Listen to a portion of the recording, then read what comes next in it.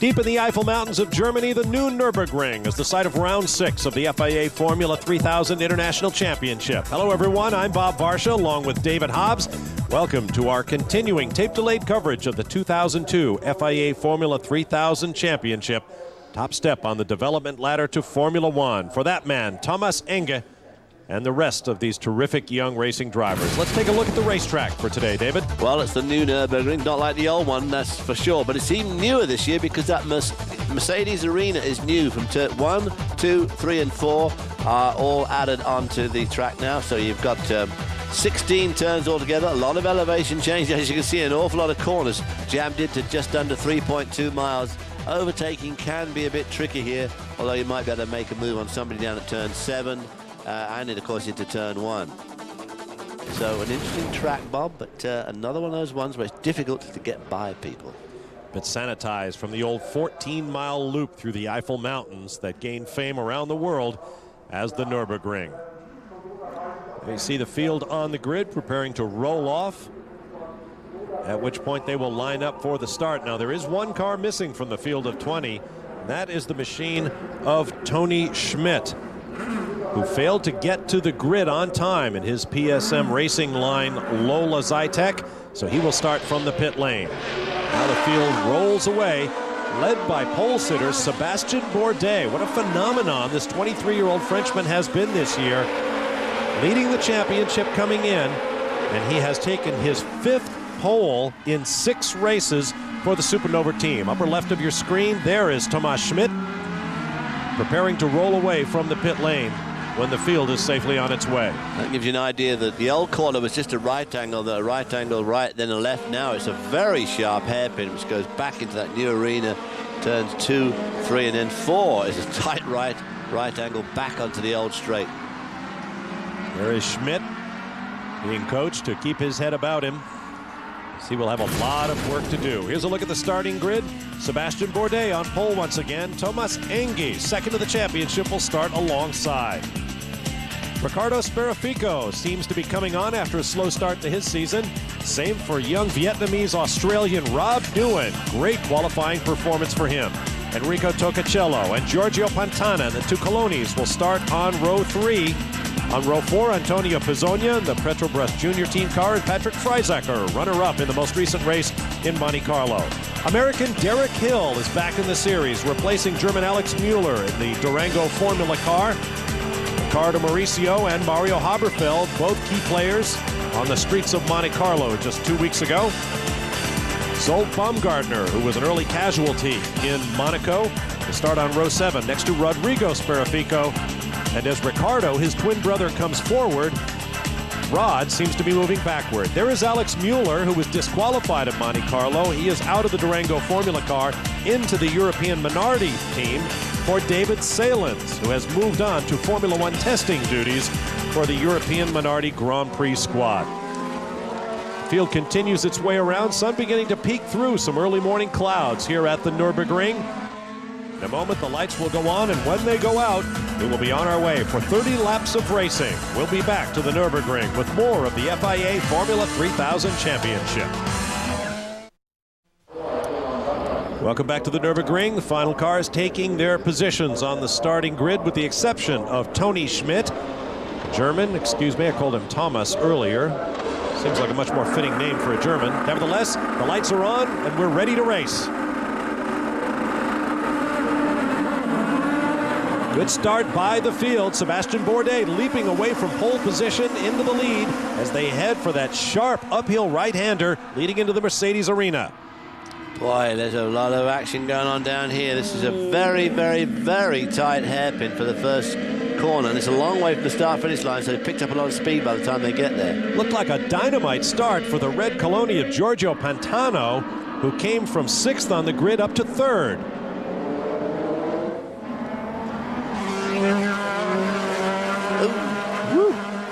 Somebody going a bit wide there. Check that, it's Enrico Toccacello, Giorgio Pantano's teammate, who moved up into 3rd place.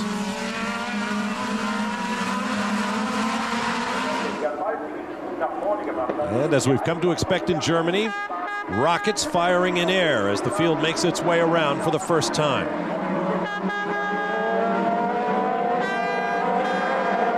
Down at the Dunlop curve, a slightly banked turn, but you want to come out of it well, because as you can see, it's a long uphill climb with a very fast left-hander up there. So you want to really come off the Dunlop curve well to maintain speed up that steep hill. Field's still pretty tightly bunched.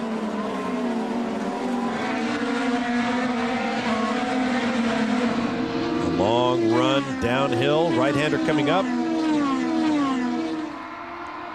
Now to the chicane. A lot of overtaking here. You can see the marks on the road there where people try and get through, but it's a tight corner. A lot of bouncing over the curbs. You've got to use the curbs here, so you've got to get your car set up right so you can use the curb.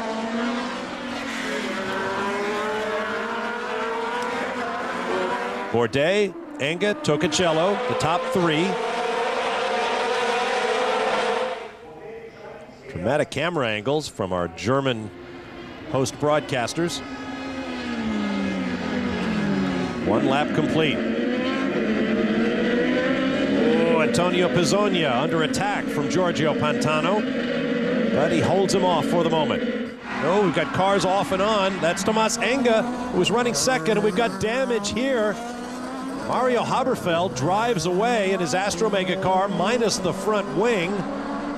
And Tiago Monteiro, the young Portuguese driver, has not yet rolled away from the scene of that collision. No, his car looked a bit sad there, so they had a pretty stout coming together there in turn one.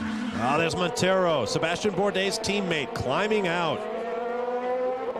The wing folded under the car there. Disappointment for the young Portuguese driver. Meanwhile, Mario the field Haberfeld continues. also, after that tremendous race a couple of weeks ago at Monte Carlo, also out of the race effectively with that front wing gone. Now here's how Enga got in trouble. Under attack by Enrico Tocacello, who gets the position going into the Mercedes arena. Enga tries to recover on the way out and gets punted into a spin there by the Italian. Well, he did try, and he cut him up pretty badly going into that left-hander, which is in the Mercedes complex there. He didn't give him any racing room at all. Haberfeld spins right in front of Tiago Monteiro.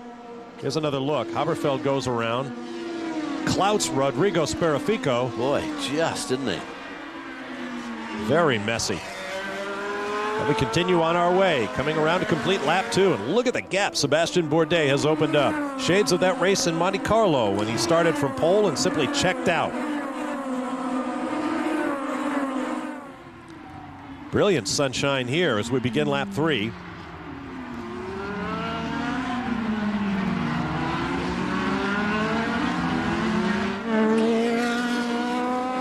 Ricardo Speraffico set fast lap. Ricardo, as opposed to his twin brother Rodrigo, really appears to be coming into his own, while his twin brother heads in the other direction. Rodrigo's had all sorts of problems in the last few races. There is Rodrigo. Here's Thomas Enga coming in to have his front wing changed on the Arden car. But as you said before in other races, these races are so short, 45 minutes or thereabouts, that if you have to make a stop, you're pretty well done for. And that's a terrible blow for Enga, who comes into the 6th round of 12 in the championship, 3 points behind Sebastian Bourdais. So while Enga comes back on track, hopelessly behind, Bourdais is out front, leading and pulling away. Here's Mario Haberfeld in for similar repair work on his Astromega car. There's a look at the running order. We'll take a break and return to the Nurburgring in a moment. Welcome back to round 6 of the FIA Formula 3000 International Championship. Bob Varsha and David Hobbs with you. The Nurburgring is the site of the 6th round of the championship. We began in bright sunshine, and now the sun has been partly occluded. Occluded? That will bring down the track temperature. I'll explain later. Tony Schmidt started from the pit lane. He's up to 16th. Ricardo Speraffico not getting left too badly by Sebastian Bourdais, and then right behind him, or a little bit back behind him, that terrific battle of 3rd, 4th and 5th.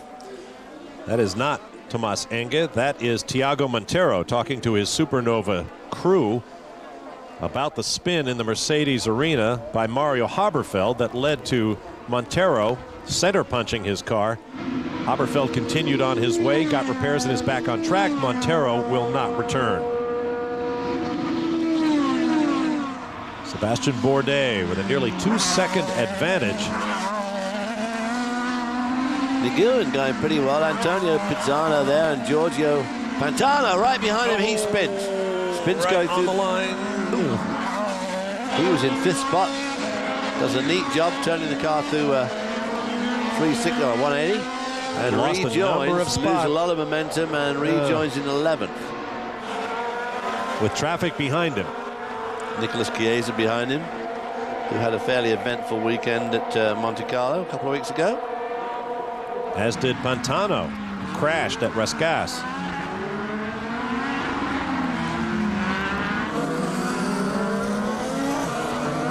Woo! Great dice going on here. Yeah. Ooh.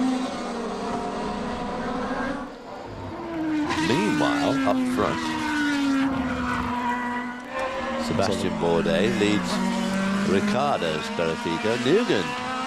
Nguyen doing a good job here, holding on to 3rd spot. There's Derek Hill in 8th, son of 1961 Formula One world champion Phil Hill. A regular in the series last year, making his first start of the season here in round 6. And here's a look at Giorgio Pantano spinning, coming out of the Vidal chicane. Well, that's interesting. He was almost going in a straight line. Yeah, he got it up on the curb and transferred the weight, too much weight, and that just spun him around. Yeah, just as he comes off the curb. Yeah. Had the front wheels cocked over and steering, and when he got on the power, around it went. And he was passed by 6 people. Spinning in these early stages is not to be recommended. Look at Riccardo Speraffico. He's just that fast lap of the race, and he's definitely closing up on Sebastian Bourdais for the lead. Rob Nguyen, the young Vietnamese-Australian driver in that white Astromega car, having a great run, but he too is under pressure. From Antonio Pizzogna. Pizzogna's had a relatively lackluster season so far. He's down in, 8th position in the championship. Here he goes for 3rd. Going by into 3rd spot. Nguyen coming back, no. We've been to this racetrack before, David. I'm amazed that new Mercedes arena provides so much rise and fall, elevation changes in the racetrack. Always thought of this place as being very flat.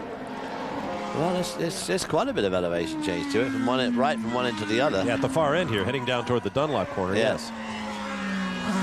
There's Speraffico in the other Petrobras junior team car. This is the run I was talking about, down to the Dunlop corner. Long downhill run here. Very tight, slightly banked right-hander here. Sebastian Bourdais getting up on the curb on the way out. As I said before, you've got to make a good exit on that corner because it leads up this fast section. There is Tony Schmidt. His horrible weekend continues. Late to the grid, started from the pit lane, was misnamed by me, and now... Well, there you go. Ultimate indignity. It is, to be misnamed by Bob Barsha. It's just... No, I mean dropping out of the race. Oh, sorry. Which he hasn't technically done yet. He's still in the car. Nevertheless, out on the racetrack, sun coming out just a bit again. You can see there's a strong breeze blowing from those flags snapping on the grandstand. Weather is very changeable in the Eifel Mountains. Could be snowing in a few minutes, but I doubt it. We'll be back in a moment for more from the Nurburgring.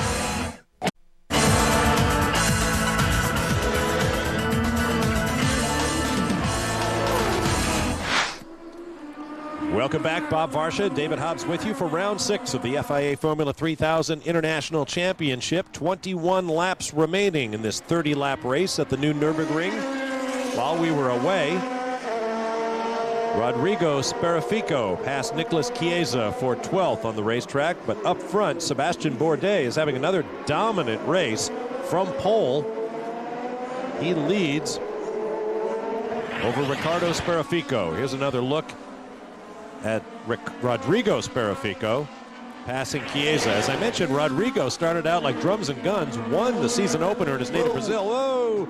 Antonio Pizzogna in the Mercedes arena, just getting all kinds of crud on his tires. Oh my goodness me, what is he doing? He was all on his own too, so he wasn't pushed into that. So he loses a couple of spots on the racetrack. There's Rob Nguyen in the Astro Omega, the white car, followed by Enrico Toccacello, who's had problems of his own. And then Pizzonia. Here's another look. There's Pizzonia going wide there. He actually got out to the marbles, then got straight across the curb into the dirt, come back across the dirt, trying to get back onto the racetrack. So fairly exciting 4 or 5 seconds for him there. Yeah, and all that stuff on the tyres too. Now it'll take a couple of laps to get that off. There's Mario Haberfeld, who has already taken the front wing off his car, stopped in the pits, running well back in the order, and the other Astro Omega machine locking him up, trying to catch up. He is classified as the last car on the lead lap right now. I was going to say trying to remove the second front wing, but look at him. There's Sebastian Bourdais, who rocketed away at the start of this race, but he is being caught up by Ricardo Sperafico. This Rob Nguyen now, he's having a terrific race, I think, for such an inexperienced guy. Toccacello right behind him. And of course, right behind him, Pizzonia now, after that little off-track excursion.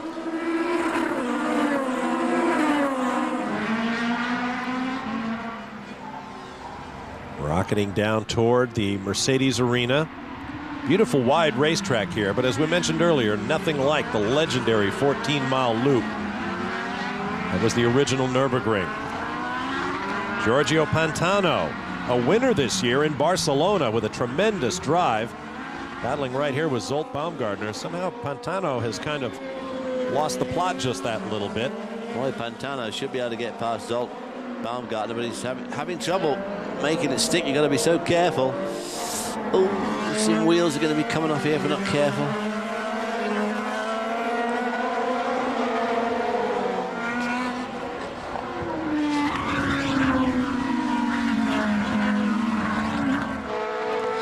Right behind them is Rod Sperafico, who, as you've said, sort of started off the season as a bit of a hot favourite.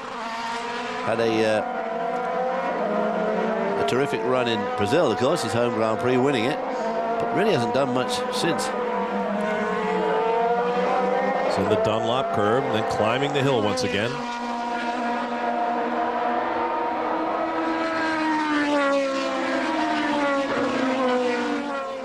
Here we see the attempt again. Looks a lot like the Adelaide hairpin of the Manicourt circuit we'll see later in the season.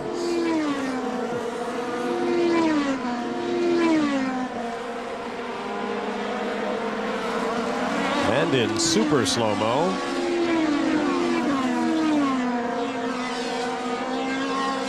See the pounding these cars take on the curbs. That super slow-mo really brings it out, doesn't it? Look at Rob Nguyen still running along in a podium position right now. Granted, we have a long way to go, but keep in mind this young Australian driver of Vietnamese extraction had just 9 races in any kind of car coming into this season, and 4 of those were in a racing school series in Austria, and then Formula Volkswagen in Germany. Now here he is in Formula 3000 in his 6th career start, running in 3rd place. And pulling away from Toccacello and Pizzonia, who tried to get past Toccacello there and going to turn 1, and it didn't work out very well, locked everything up and lost a bit of ground instead of making up ground. Here we see that battle between Zolt Baumgartner and Giorgio Pantano continuing. With Rodrigo Sperafico looking on. We'll take a break and be back in a moment. Stay with us. Welcome back to round 6 of the FIA Formula 3000 International Championship from the Nurburgring in Germany. I'm Bob Varsha along with David Hobbs. You're watching the 3rd place Astro Omega car in white. It's Rob Nguyen being chased hard by Toccacello and Pizzonia. And this is all a big battle for 3rd spot. On board with Antonio Pizzonia.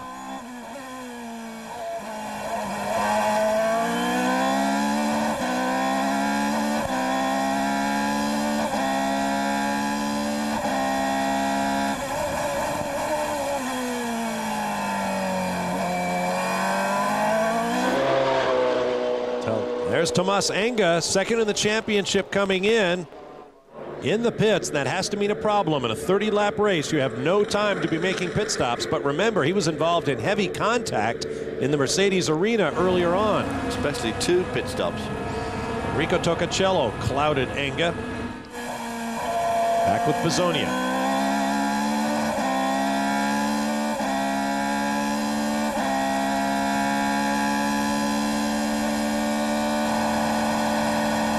the rev limiter. Down through the gearbox for the Vidal chicane. Great battle going on. The old Nurburgring runs off in the distance on the back of your picture there behind that grandstand.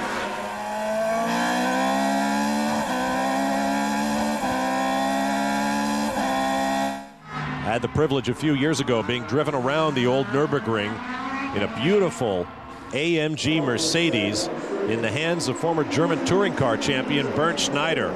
I can tell you, it was a religious experience. Boy, I bet it was. I bet it was. What a circuit that was. Oh.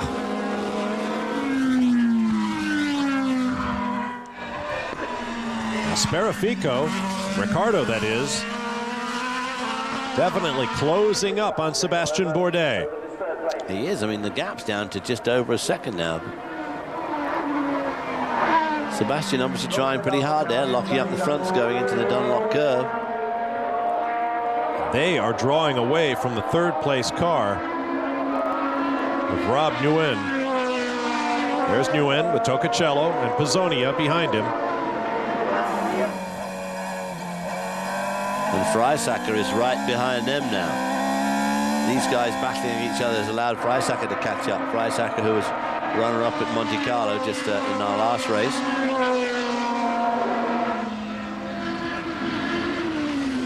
Freisacker definitely closing up in the Red Bull car.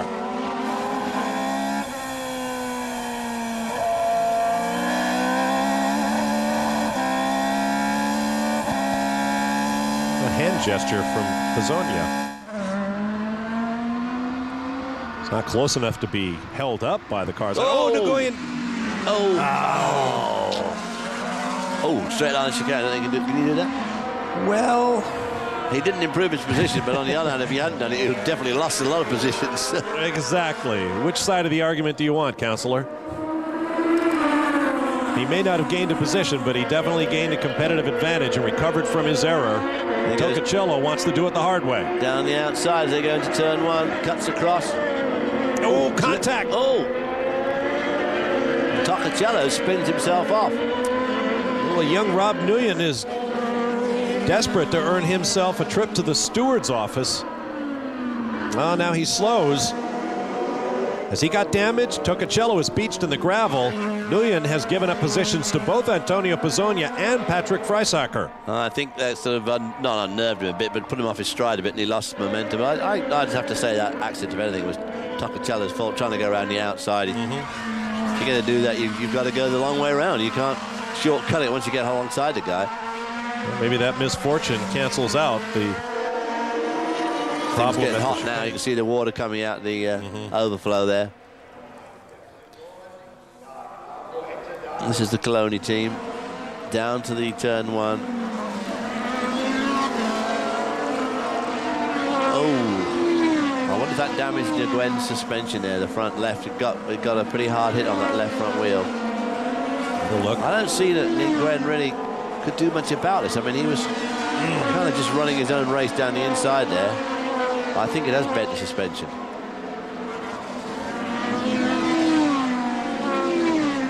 He holds his line, but I'm not sure he had much chance of making that corner, did Nguyen. I can't believe he didn't wrench the left front wheel off. Well, he certainly was. No, you're probably right. If he hadn't been for that car there acting as the breaker, he probably wouldn't have made it. On the other hand, he couldn't move over any further to the inside because he was already on the curb. But Tocacello now beached in the gravel, so his day am done. Tocacello came in 10th in the championship with 3 points to his name. He will garner no more today, it appears. There's a look at the top 6 for the moment. We'll be back to the Nürburgring. Stay with us. I've got to tell you, a few weeks ago, I saw the White's metal detector ad on TV. In no time at all, my local dealer had me out treasure hunting. I was finding the good stuff my first day. Welcome back to round 6 of the FIA Formula 3000 International Championship. Working lap number 18 of 30. Little tire smoke there.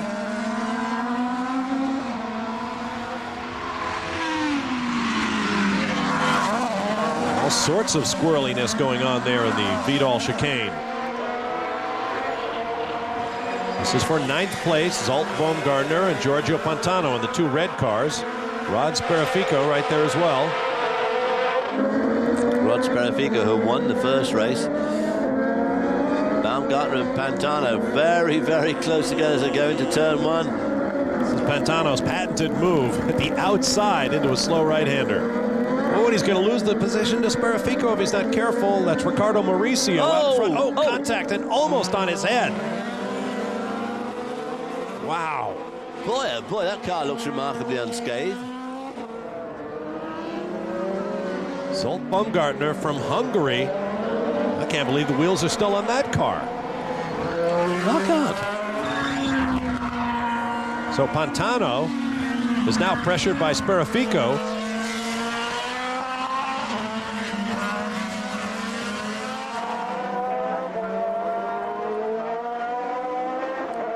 One of the PSM cars, Nicholas Chiesa, closing up on Sperafico, locking up the right.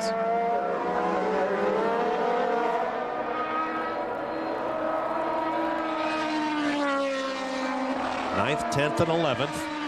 Here comes Pantano, and here's another look at what happened. Pantano, the left-hand red car. Baumgartner, the right-hand. Pantano lunges for the inside line, but doesn't get there quickly enough.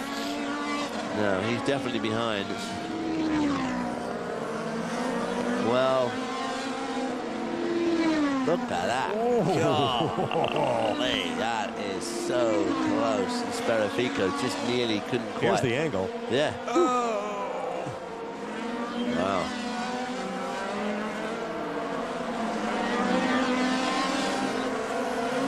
My.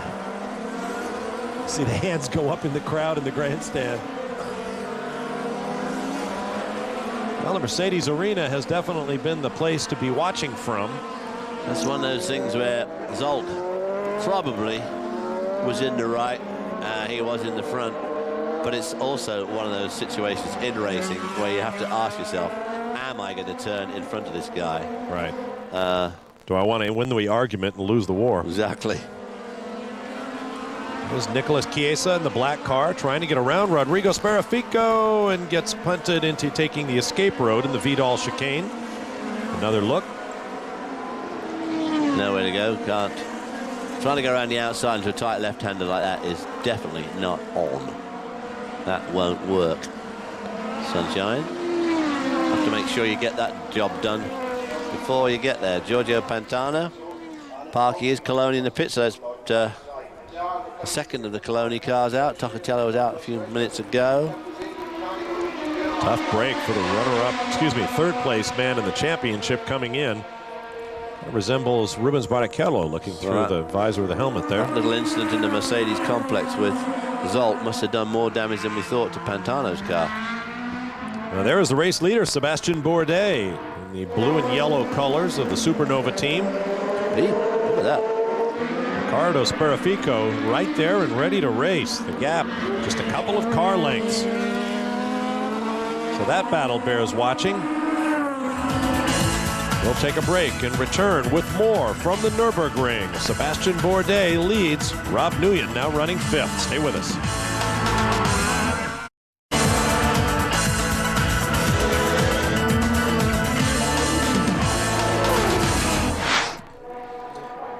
Welcome back to round 6 of the FIA Formula 3000 International Championship at the new, well, not so new Nurburgring. What do we call it, David? Nurburgring Light? Nurburgring 2? No, son of Light would be a good description. In fact, I took place in the first professional race on the new Nurburgring in 1984, partnering Thierry Boutsen in a Porsche 962. So it's definitely not new then. And we only got beaten in the last 20 minutes by Stefan Beloff and Derek Bell in the factory car. Very disappointing. There's Bjorn Wertheim running well. Just behind him, Derek Hill replacing Alex Mueller in the Durango Formula squad. Hill, an experienced runner in the Formula 3000 Championship. It was a tough climb for him, though, after growing up in American open-wheeled motorsports, including the Barber Dodge Pro Series. Oh. Moments ago, Mario Haberfeld committed this spin. Indiscretion. He has had an incident-packed race, and there he is climbing out. Recall he took the front wing off the car on the first lap, came in, had it replaced. Has had a couple of on and off excursions, and finally that spin, so there may be something terminally wrong with the maybe car. something broke on the car after that first little coming together. And you can see what a pounding these cars take on board now with Pizzoni as they bounce over these curbs. I mean, it really just gives these cars some stick.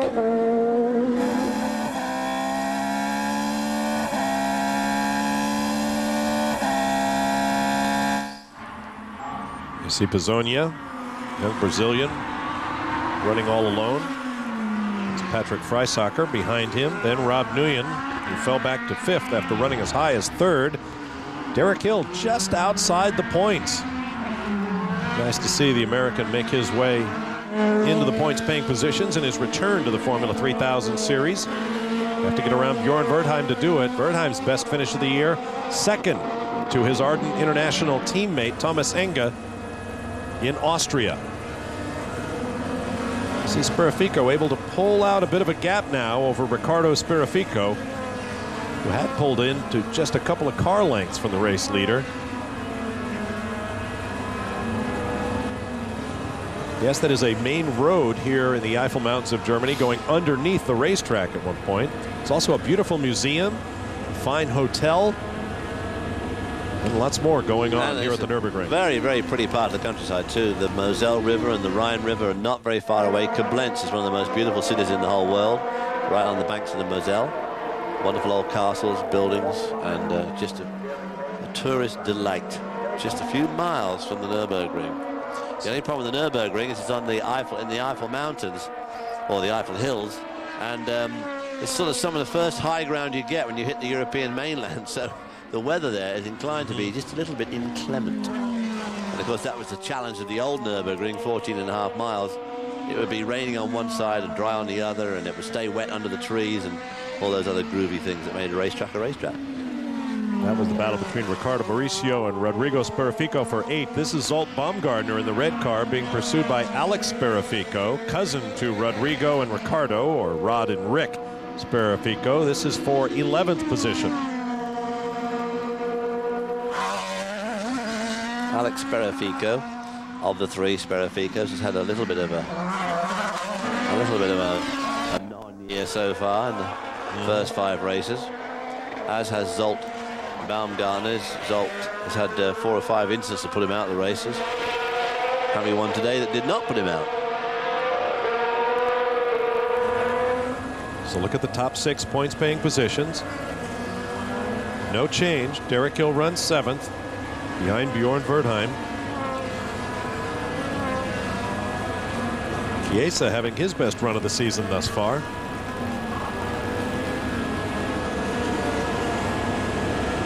Field beginning to string out just a bit. Yeah, Bourdais seems to put just a little bit of daylight between himself now and Ricardo Sperafico. At one stage, Sperafico was right on him, caught him up, and was pressuring him quite hard. But Bourdais seems to have been able to pull out just that little bit now. That, of course, is Thomas Enge, who is 1 lap down.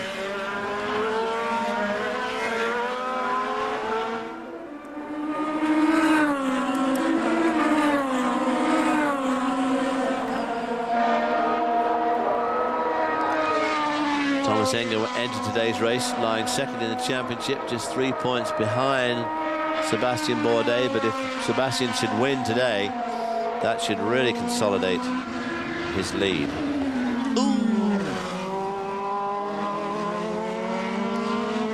Familiar colors of the European Minardi Grand Prix team on this junior team. He'd really lock it up there trying to get around Bourdais. That was Zsolt Baumgartner. This is Nicolas Chiesa. Yep. No revolutions in that wheel. On board with Pizzonia.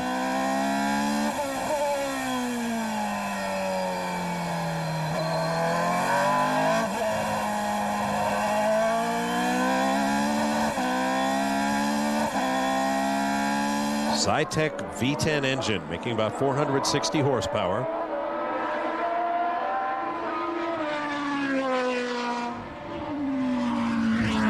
Freisacher, Nguyen, Derek Hill. Ooh, getting a little wide there. Trying to reel in Bjorn Wertheim.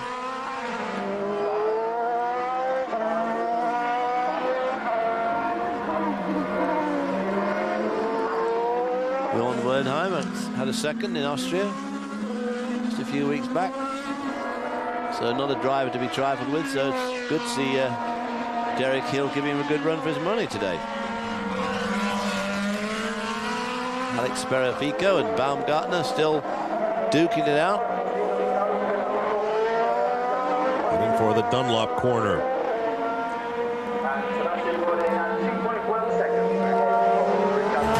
Gardner driving for Nordic Racing, last year's team champions, still looking for their first points in 2002. We'll take a break and return to the Nurburgring. Welcome back to round 6 of the FIA Formula 3000 Championship. Watching Zolt Baumgartner in the red car being chased hard by Alex Sperafico in the black of the KL European Minardi team, and taking the position away. That's for 11th. Baumgartner lost concentration, lost a bit of space going into that Coca-Cola curve, and Sperafico capitalized and whistled down the inside. Zolt Baumgartner trying to take it back at turn 1. Ooh, wow.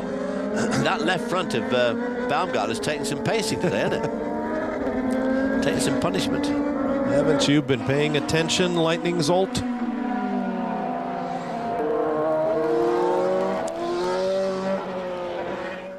Baumgartner coming into the Coca-Cola curve here, gets wide, loses traction, has to lift off. Sperafico does a good job of whistling down the inside. And then as Baumgartner tries to return the favor, gets in a little too deep. That was close. Just a touch. Another look. Sperafico just turns on in. And they're lucky they didn't lock wheels there. Then it really would have been a disaster. Yeah. Meanwhile, Sebastian Bourdais leading away from his fifth pole position in 6 races this year. Briefly under threat from Ricardo Sperafico, Alex's cousin. But as you see, has pulled away once again from Sperafico and appears well on his way to his 3rd victory in 6 races this year, and a dominant lead in the championship for 2002. Well, he's put on a wonderful display all year, with the exception of the Austrian race where he qualified poorly in the middle of the field and paid the penalty by getting taken out in the first lap in the middle of all that traffic. One of the reasons why you want to qualify well in road racing, which he has done, I'd say, pretty successfully with 5 out of 6 poles. I guess so. Next time by, there will be 1 lap to go for Sebastian Bourdais. You see his pit board, place, gap to the next car, and 1 lap remaining. 1 lap to go only. Derek Hill trying to get that position away from Bjorn Wertheim, who's trying to get a position away from Rob Nguyen, who's lying in 5th spot at the moment, so he gets 5th, 6th and 7th there. Derek Hill just out of the points, down to the Dunlop curve though, getting right on the tail of Wertheim as they go through there. I don't believe Derek Hill got an awful lot of testing or seat time before jumping into this car, so whether he scores points or not, 7th place in his first race back is a terrific drive. Very good. 1 lap to go for young Sebastian into the Mercedes complex, which has seen quite a bit of action this afternoon, one way and another. Well, we've talked about this guy before. He has been dominant this year. Surprising that he has not yet graduated to a higher level of motorsports, although, as we have said, he doesn't have personal sponsorship. Keeps driving the way he is. I would think that would become a secondary consideration to some of the teams that don't worry about drivers bringing budgets.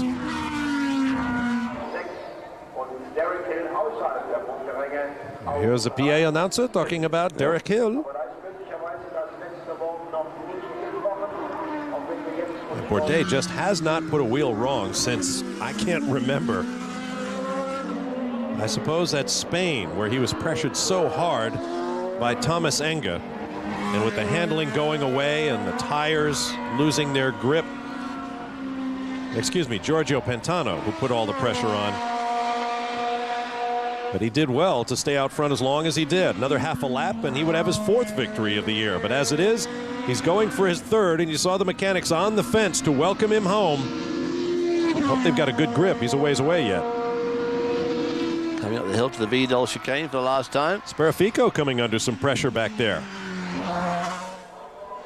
But there's very little race yet to run. Here comes the Coca-Cola corner.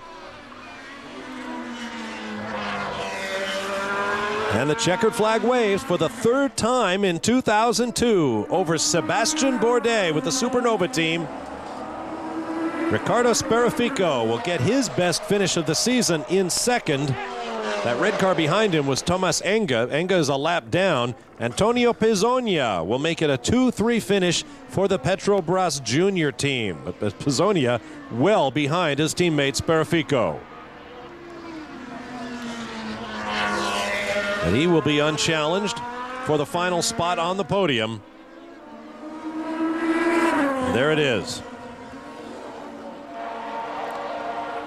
Another great day for Sebastian Bourdais. Patrick Freisacher comes across in 4th. I wondered if anybody was going to break out those American-style donuts. Obviously, Sebastian Bourdais has been paying attention. We'll be back with more from the Nurburgring in just a moment.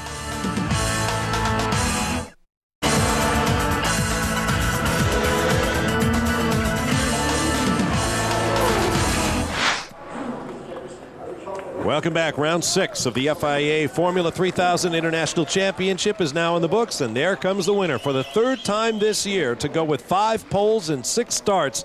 Sebastian Bourdais is running away with this championship. Finishing in 2nd is Riccardo Sparaffico, his best performance of the year. Same for 3rd place finisher Antonio Pizzonia and 5th place finisher Rob Nguyen, his first points of the season. Thomas Enga over to congratulate Sebastian Bourdais. Enga came into this round 2nd in the championship, but didn't drop out of the race, but finished out of the points in 13th place, 1 lap down after problems in the early going. There is Pizzonia congratulating Bourdais. Here's a look at the results. Bourdais, Sparaffico, Pizzonia, Freisacher. Congratulations to Rob Nguyen in just his 6th start in the series. After 9 starts in more minor formula of open-wheel racing, picks up his first point. Derek Hill finishes just outside the points in his return to the series. There you see Enga in 13th place, the last classified finisher of the 20 starters. So the championship beginning to fall completely into the hands of Sebastian Bourdais, who now has a 13-point lead, more than a full race worth of points over Thomas Enga. Giorgio Pantano unable to make up any ground as he dropped out of the race today. Big move for Pizzonia and for Nguyen with his first points of the year. Supernova takes over the lead among teams at the halfway point of the season. Arden International drops into 2nd place. And Coloni is passed by Petrobras Junior Racing for 3rd spot. Yeah, Coloni didn't have a good day at all today. Another look at some of the highlights of the race. Sebastian Bourdais moving from right to left to take over the race lead. Lots of contact in the early going and several championship contenders taken out. This could be one of the pivotal rounds of the championship when all is said and done. There we see a bit of pivoting. Our next race comes to you from Silverstone, round 7 at the British Grand Prix weekend. You'll see it next Sunday at 8 p.m. Eastern Time, with re-airs on Monday, the 6th of January. So join us then. About to begin the 2nd half of an eventful FIA Formula 3000 season. Join us from the British Grand Prix weekend at Silverstone next Sunday. Until then, for David Hobbs, I'm Bob Barsha. So long, everyone.